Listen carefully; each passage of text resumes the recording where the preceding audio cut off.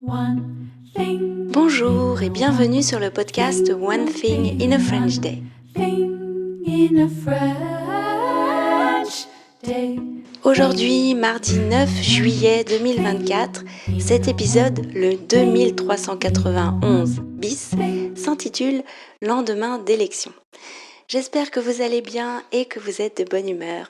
Je m'appelle Laetitia, je suis française, j'habite près de Paris et je vous raconte au travers de ce podcast un petit bout de ma journée. Vous pouvez vous abonner pour recevoir le transcript, le texte du podcast en vous rendant sur le site onethinginafrenchday.com. Lendemain d'élection.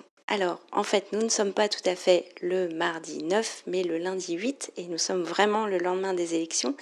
Et je rajoute ce petit épisode supplémentaire à l'épisode que vous avez écouté hier pour vous parler un peu des élections.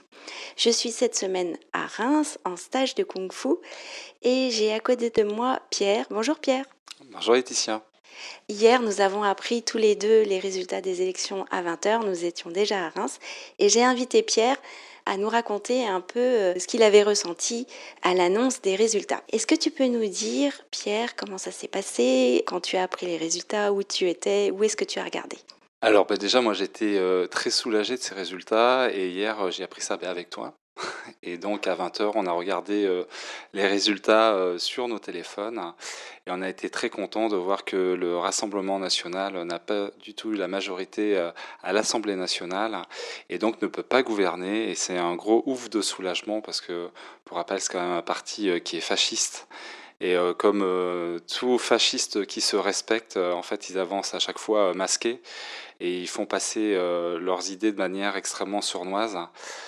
Donc on est très soulagé en fait de ce résultat. Ça montre qu'on est encore, qu'on sait encore réfléchir en France, qu'on n'est pas binaire en fait, et qu'on n'est pas tombé dans le populisme, qui est un terme qu'on emploie souvent en France quand les partis politiques ont des idées très simplistes et que les gens se disent ah oui c'est une excellente idée, on va l'appliquer, ils savent nous parler, ils savent dire ce qu'on veut entendre, et il y a beaucoup de personnes qui tombent dans ce piège de la facilité.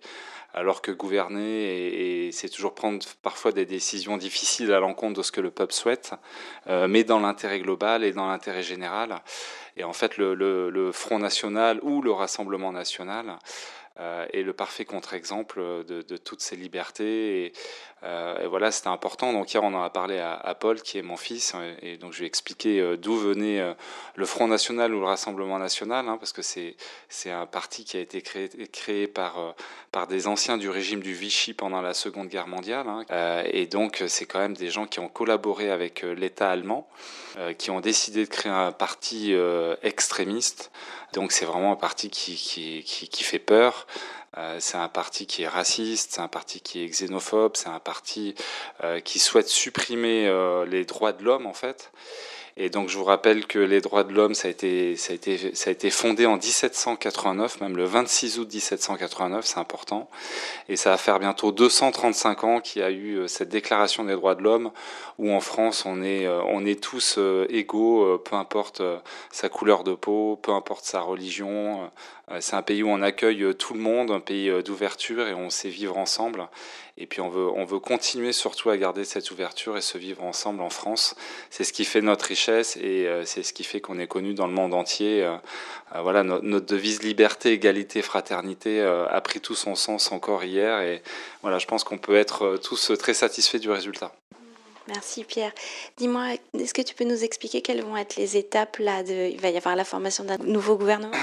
Oui, alors il va y avoir un gouvernement, alors effectivement entre le nouveau Front Populaire et puis le parti d'Emmanuel Macron ensemble, donc on va voir comment ils vont gouverner, s'ils vont faire une coalition. Ce qu'on appelle une coalition, c'est un gouvernement avec différents partis politiques qui s'allient pour former un gouvernement, parce que le nouveau Front Populaire qui est arrivé en tête a ce qu'on appelle une majorité relative, c'est-à-dire qu'ils ont pas la majorité pour pouvoir gouverner, donc ils vont être obligés de s'allier avec un autre parti politique.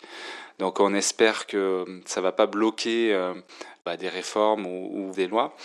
Donc il y a Gabriel Attal, le Premier ministre actuel, qui va rendre sa démission aujourd'hui, dans l'attente de la constitution d'un nouveau gouvernement et la nomination d'un Premier ministre. Dans ma famille, on espère que l'écologie arrivera en tête avec Marine Tondelier. Mais après, si c'est Raphaël Glucksmann, qui est l'aile gauche modérée du Parti socialiste, ce qu'on appelle chez nous les sociaux-démocrates, ça peut être aussi une bonne solution, ça peut être une solution d'alternance. Et en France, on aime beaucoup l'alternance. On ne sait pas toujours se décider, mais en tout cas, ça va être un gouvernement plus social que le précédent. Et donc, pour ma part, en tout cas, je considère que c'est une bonne nouvelle. Oui, je suis d'accord avec toi. Je ressens la même chose. Est-ce que tu as vu les chiffres de la participation? Oui, alors c'est une participation exceptionnelle. Il y a eu une très forte mobilisation. Alors, j'ai pas regardé encore qui s'est mobilisé, mais en tout cas, c'est une bonne nouvelle parce que ça veut dire que les gens en France savent se mobiliser pour des grandes causes. Et puis, je crois qu'il y a eu quasiment 68% de mobilisation, ce qui est un score historiquement élevé. Je crois le dernier score avec une aussi belle participation date depuis 40 ans, donc ça fait plaisir. Et il y a eu une hausse encore entre le premier et le deuxième tour. Ouais, une hausse, une petite hausse, mais il y a une hausse effectivement entre le premier et le deuxième tour. Donc on a vraiment fait un front républicain, ce qu'on appelle en France un front républicain, contre ce Rassemblement national, qui porte très mal son nom d'ailleurs, parce que je pense que le Rassemblement national a eu lieu hier contre le Rassemblement national. Je suis d'accord avec toi. Eh bien, écoute, ça sera le mot de la fin de cet épisode. Merci beaucoup. Avec plaisir, Laetitia. Bon stage. Et puis, À toi aussi. merci. One Thing in a French Day, c'est fini pour aujourd'hui. Donc, vous retrouverez un épisode normal vendredi, le 2392, pour la suite de vos aventures à la gare Saint-Lazare. À bientôt. Au revoir. Thing, one thing.